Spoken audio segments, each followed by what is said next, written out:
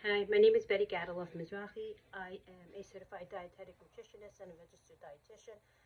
I teach at Brooklyn College Nutrition and at TUR, and sometimes I put out videos for my students. Today I wanted to say something more publicly. That's because we all know there's a lot going on in the world right now, and there were a couple of things that I found disturbing this week. And then when I thought about it, all three of them came down to being disturbing for the same cause, for the same reason that they all are. All lack of the right information and also the inability or um, the not wanting to speak out against that misinformation. So, starting from just what I normally speak about, I normally speak about nutrition, and this didn't only happen this week. It happens all the time. Today, not today. My mother said something. I don't even want to say what it was, but something that was good for memory. And I asked her. She said I have to start taking this thing, and I said, why? Why would you take that? Who told you to do that? And she knows I'm a dietitian. I've been, in this field for about 30 years. And she told me some random person that told her that that's good for that condition. And and I always go through this. I'm like, just because somebody says something doesn't mean that it's true. What are the sources? Where's the research? You know, you could Google anything. You could Google anything, and I tell my students this all the time because I also get questions from my students, or at least they'll tell me things as though they are fact, and it's none of it is accurate or not proven to be, you know, the right thing to do in a certain situation. So, you know, I always say before you believe something and then start following it and doing it, whether it be helpful or not helpful, whether it doesn't matter if you actually do it or not, it's not going to make things worse. It doesn't matter. The point is that anybody can say anything. I can say, hi, my name is Betty Gadaloff Mizrahi. I'm a dietitian. I'm a registered dietitian and certified dietetic nutritionist. I teach nutrition. And then I can start saying anything I want. You can watch my videos, and then you can take that as being, the fact, and start telling other people to start doing that. Did you check to see what is in it for me? Why would I make this type of a claim? Whenever you're looking to see if something is legitimate or not legitimate, before you start following it, and especially before you start telling other people to do such a thing or to take something for a certain condition or whatever it is, you really need to do your research and see where that information came from. You want to look for peer-reviewed articles in journals that are put out by that particular profession where the author of that has nothing to gain. There's no bias. They're not getting paid or being backed by, let's say, the soy milk company or coconut oil company or whatever it is that they're trying to promote or trying to prove, because that's often where you'll get these types of research studies that people base their information upon. And then you want to look at what type of a study it was. Is it the type of study that they did like a double-blind placebo where they actually don't, and they have a large pool of test people involved, or is it something that they're just showing a correlation between? Like I often, like, I'll just say something as though, like, let's say I wanted to prove a correlation between two things. It can be such a simple way of saying that one thing can cause something else by showing an association between those two things. It doesn't prove that that thing actually helps that condition or stops that condition. Um, Maybe in another video, I'll go through some of the actual things that are being said, and then when you look it up, you really have to be able to differentiate between what the study was actually showing and what the actual result of it was. Okay, now I'm just babbling on, but I have things in my mind that I can really bring forth. But I just want to make sure everybody understands that it's so important to look before and not to just anything that you're fed that you just automatically take as fact. Because there's so much misinformation going around in every single um, area of life. It's unbelievable. So, without going further, I might just speak more about it. I think it's very interesting. I can give you a lot of examples and even go into how associations are made and how they're meant to, how they're able to fool people. So I can talk about that a little bit later on. I don't want to go too long in this video because then people don't have any interest or any attention span in watching it. So another thing that I wanted to speak about is, as I said, I teach at Brooklyn College, and it was very disturbing for me. Not only did I go to Brooklyn College, but I've been teaching there since 2004, so that would be 19 years. And they had a rally this past Thursday that I showed up for just to see what was going on. And when you see the protests and the students that are there protesting something that really they've never experienced themselves. They'll stand there and they'll say, what about 1948? I'm like, hello, you're 19 years old. You know what happened in 1948? Because if you ever look to see what happened in 1948, everything you believe in will already be disproven, right? Calling Israel an occupier, calling it a colonizer, calling it apartheid.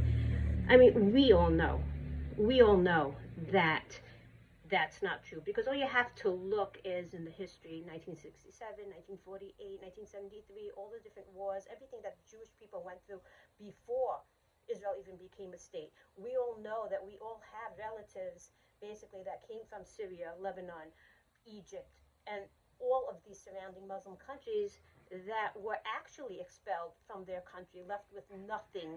The men were thrown into jail. The women had to come here and then find a way to get their family to come out. I mean, that's actual genocide. That's actual apartheid. We all know that when we go to the Temple Mount, we cannot even go up there, yet everyone is able to pray at the Western Wall. So there's my point here is not that there's misinformation. We all know that. The point is that nobody took the time to protest against this indoctrination that happened for so many years on campuses and what's being taught. So, so many of us we're so busy with our lives that we hear all the nonsense and we say, yeah, it's nonsense, like I'm not going to pay any attention to it, and you don't take the time or the energy to actually go and to debate it and to stop it. And at this point, it's too late, because when you see what is there, what's going on, it's not that I'm telling people to be afraid. I'm not saying that. I'm just saying it's such a shame that this is what they believe, and there's no yelling back. It doesn't matter if you have a protest group pro-Israel standing on the other side yelling back at them. They have such a belief that what they are protesting is for such a righteous cause, because they believe all these lies, that at this point it is too late. So just saying one thing back to them, oh, you kill our babies, no, you kill our babies, and we can go back and forth between it. It's not going to do anything, because nobody actually stopped it when it was happening. Nobody actually stopped the lies that were being taught for and we still hear it. We still hear it today. And how many people even sit there and make a comment to go back? I don't. But you hear it in all the different news outlets, these types of things that are just being said, and you know that they're lies. And yet they're able to go on and on and on. So, this comes down to the same thing. We hear things as health professionals or nutritionists, and we just let it go. We let people just say, yeah, I'm a nutritionist. Yeah, anybody can call themselves a nutritionist, and that is true, right? And anybody can say anything that they want, and they can basically get away with it. And then you can have all kinds of things on the internet, putting things that aren't so important. Now, this might not be so important, and sometimes it is. But in the case that I just gave, the other situation about all the all the thing that's going on in the world now with disbelief, that has now been shown to be a huge problem.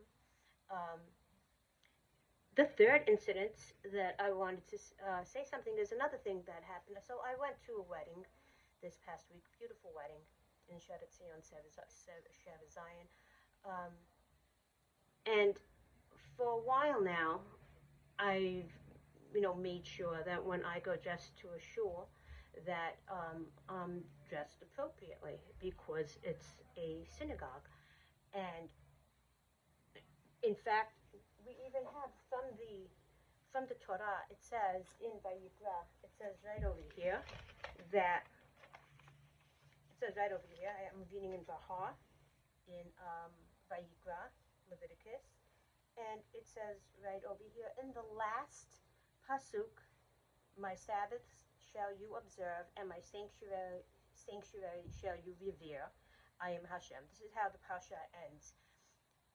We then look at the commentary by Sforno over here, and it says that, and my sanctuary shall you revere. After the destruction of the temple, this commandment applies to the synagogues and study halls that in exile take the place of the sanctuary. So every single shul, every single synagogue is a mini Bet HaMikdash. If we had the Bet HaMikdash today, would anybody walk there dressed in a short skirt and sleeveless?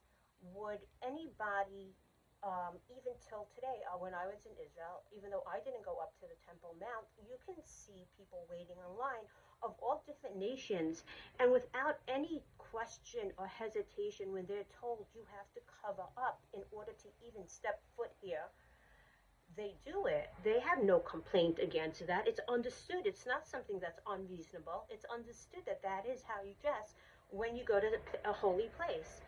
Even when you don't go to a holy place, there's a way to dress. We just saw now in Congress, not too long ago, those of you that follow politics, they wanted to change the dress code. And this only stood for a few days before you had both sides, Democrats and Republicans, saying, no, it's not appropriate. You don't go dressed into Congress dressed like you're going to the beach. You just don't. Or even if you're wearing something that is dressy, but if it's not appropriate for that particular place, then it doesn't show kavod, it doesn't show respect, and it doesn't show respect for the place, for the people that are serving in that place either. We know that when we dress to a wedding or we go into a shul and we're not dressed appropriately, we have to, it chases away the rabbis because they can't be there, because they can't look, right? And those that want to be in a holy place, they too have to now leave the place because they can't be there. It's such a, so how much more so if we have the Shekhinah there, like it says, the shul is like a mini Bet HaMikdash. How much more so are we chasing away the Shekhinah from being in there? So normally I don't go and preach. I'm not telling anybody how to dress. I used to dress that way myself. And I know mentality. I know the way of thought. I know that even when I was much younger, I would go to shul with a mini skirt. And if somebody gave me a dirty look, an older Syrian man that knows nothing about me, doesn't understand where I'm coming from, doesn't understand what my problems are, what my needs are, why maybe I would be dressing that way, for him to like look at me and say it's aib, all it would do is make me upset. It would only make me angry, and I would think, you know what, you don't know anybody. I wouldn't say anything, but that's how I would think, and that is sure, that's how I know that people in the community would take it if the rabbis start telling people how to dress when they go to shul, because it is something that has been slightly attempted, and then the rabbis don't speak up, even though it is something that we know is needs to be done. When I say no, I don't mean, actually, I'm not really sure about that. I can bet that almost every single woman that dresses in shul inappropriately, that in their heart they don't believe God cares. They probably think the rabbis care, but they can't care that much. It can't be that important because we've been doing this for how many years? 60 years, 70 years that we've been in the United States, and we've had our shuls, and from the time I was a child, this is how it was, and this is our way, and this is what we do. And if it was really so bad, it wouldn't have been allowed for so long, right? The same way, if I wanted to bring unkosher food into a shul, let's say I really like this caterer, Rabbi, I want to use this for my wedding. No way. The rabbi's not going to go according to my will when it comes to that, because that's something very important. If I said I wanted to have a wedding or celebration on Shabbat and have a DJ playing there, this is the only time I have free. I can only do it now. The rabbi's going to say, no, I'm sorry, it's not happening. So I guess we think about it the same way, that if it was really something that was really legit, like really not allowed to do, then it wouldn't have been allowed to go this far. And that was my way of thinking years ago as well. I had all of that way of thinking when I thought that it's not our way. It's impossible that if we have been doing this for so long and it's been tolerated and allowed, that it's not really, really against the halacha. It's not really against what is allowed. It's just like a humrah. It's like extra. If we want to dress that way, we will. And if not, then, and then a couple of other things. I think we also believe that, again, if we're good people, God doesn't care. God knows what we look like. How's it going to be chased away by my body? He knows what I look like, right? But that's not, all of that is false. And because the rabbis may be afraid to speak about it, we're not doing what we should be doing. Okay, so there are a lot of different causes, a lot of things that people are trying to change now or do in order to help improve our situation as a nation and bring Mashiach, or at least a good ending to everything that is happening, by doing more chesed, by giving more tzedakah. But what's a real sacrifice? What is really going to be doing something that is difficult for us to do? Years ago, as I said, when I had all these doubts, I never wanted to change the way that I dressed. And I'm not telling people how to dress when they're in their own privacy, or even when they do their own thing. You want to walk in the street, who am I to say anything? I'm not talking about that. I'm talking about at least living up to what the other nations do and what the goyim even do when it comes to having respect for a holy place, or even a courtroom. If you had a trial, would you go dressed in a inappropriate way to the court? You'd get thrown out, or at the very least, the judge wouldn't take you seriously if you were allowed to go in there dressed like that. If you were to go to a mosque, needless to say, you cannot dress. And why are they so careful with respecting God and we're not? I'm so disturbed by that. I'm so disturbed by the fact that we just can't do it already. We just can't say there's a wedding or a bar mitzvah in a shul, and we have to show respect for the place because it is like a mini Bet HaMikdash, and the Shekhinah is hopefully there. And it's not appropriate to walk into this place dressed that way. Just because the rabbis are not pushing it the way that we think they should, and they have their reasons. I'm not knocking that. I know that it could turn people off and stop those that are even trying to make a small effort, to backslide. And again, it's not something that people have to do overnight completely. I'm not telling anybody to go from wearing, completely, immodest clothing to now wearing, like a sackcloth. You could make small changes. Every little change will make a difference, but it's something that I don't think that anybody is actually trying to change. We do things that we find maybe easier for us to do, like going to a bake sale, a challah bake sale, or giving more tzedakah, or doing, doing things that aren't really sacrifices for us because they're not that difficult for us to do. How about doing something that is a little bit more difficult in order to try to improve the situation and show Hashem that we could respect Him more so than the other nations respect him. Again, I have other stories. You can say God doesn't really care. I can tell you, I know for a fact that Hashem cares. You can say, how do you know that, Betty? You're not a prophet. Um, yeah, so I do know that, and I know that Hashem loves everybody. That even I used to pray. I used to be praying to God in a tank top and maybe short sleeves, and in a way that and I know that still Hashem heard me. He cares about each one of us. And if we're lucky enough, He opens up our eyes and shows us things that make us realize that He does care. I know I have a story, I told it many times to many other people, that at the time that, I saw a lot of things that were, God was doing for me, and I was starting to contemplate on my own, not because I was forced to do it, but on my own, I started to think, maybe I should start to dress more modestly, and then I didn't want to do it. So I started to talk myself into every reason why I shouldn't do it. And what happened was I had all those reasonings. God doesn't really care. God knows I'm a good person. Doesn't care if I'm going to do chesed and I'm wearing, something that's not so tzniut, not so modest. You think He really cares?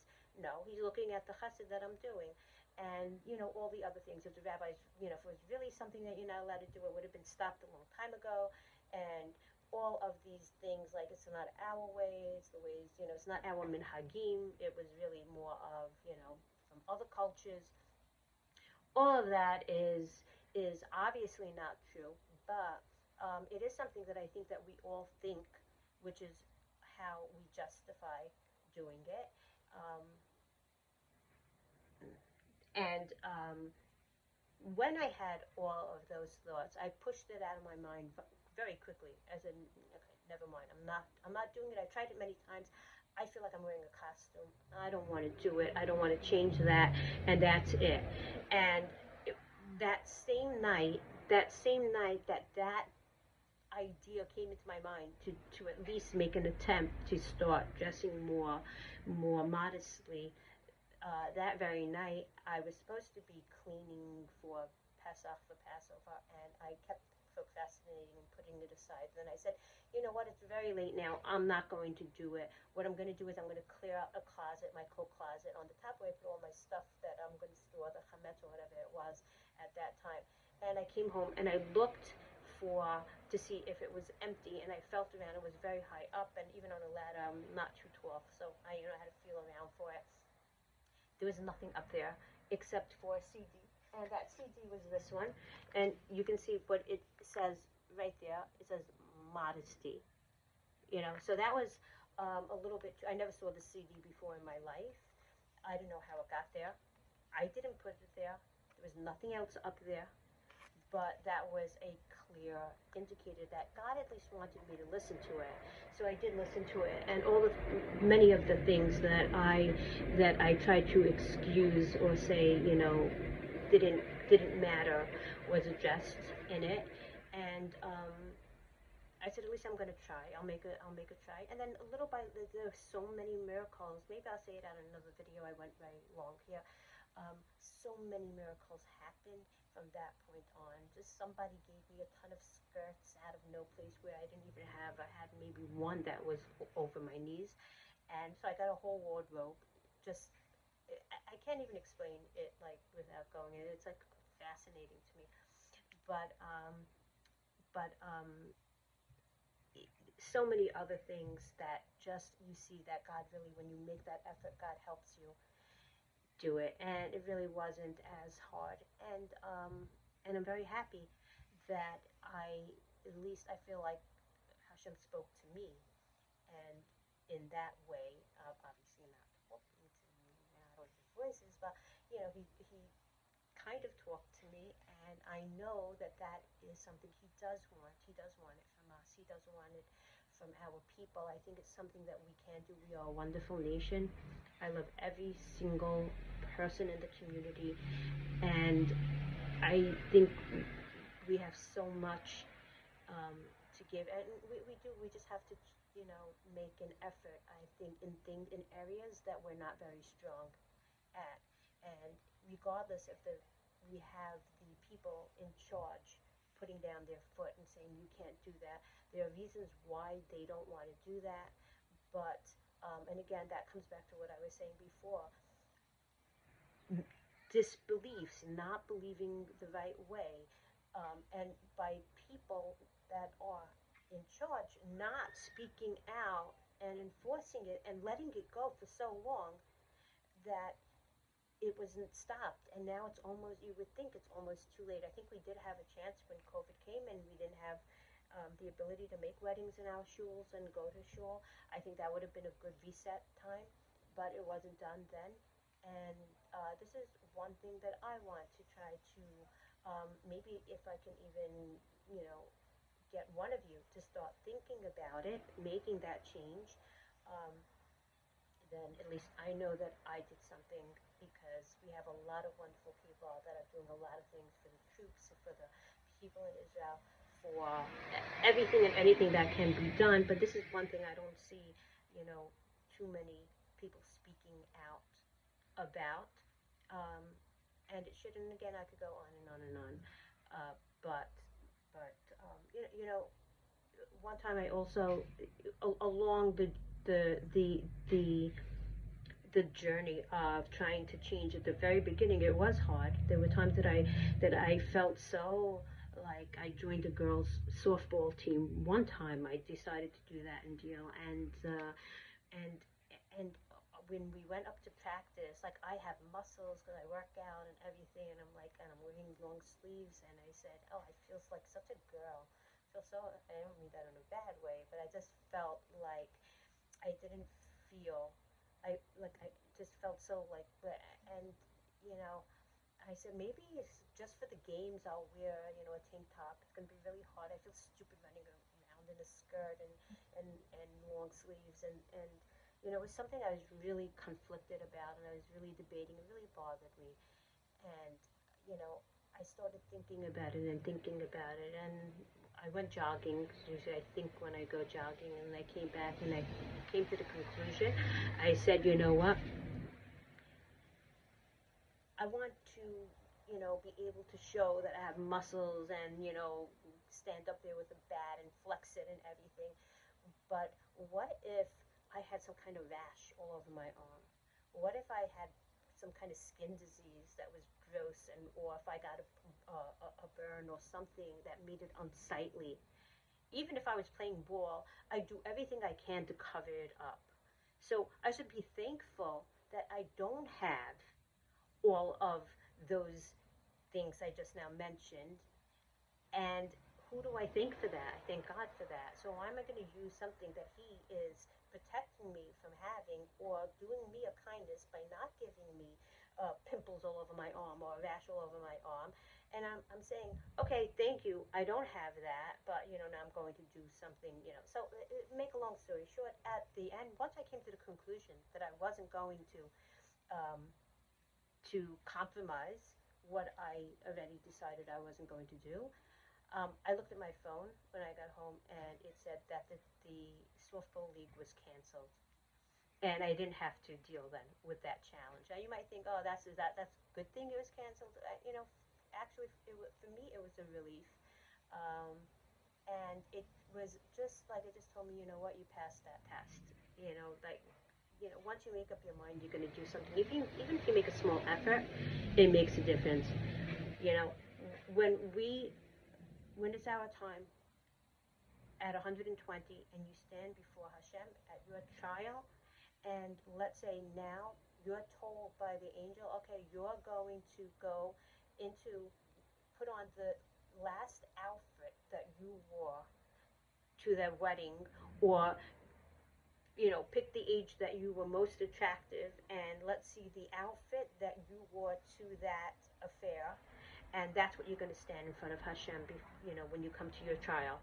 How many of us are going to say, you know, feel confident that that's the outfit that they want to wear before God? Because when you walk into a shul, you know, then that is what you're doing. You're standing before God, and you're saying, you know what? I don't care what you tell us to do, God. I'm going to dress how I want to dress. I'm sure that we all know that we wouldn't choose the dress we wore to the wedding last week if we had to stand in front of Hashem tomorrow. So, with that, I'm going to go. It's 30 minutes. I spoke for, and that's longer than I thought. Bye.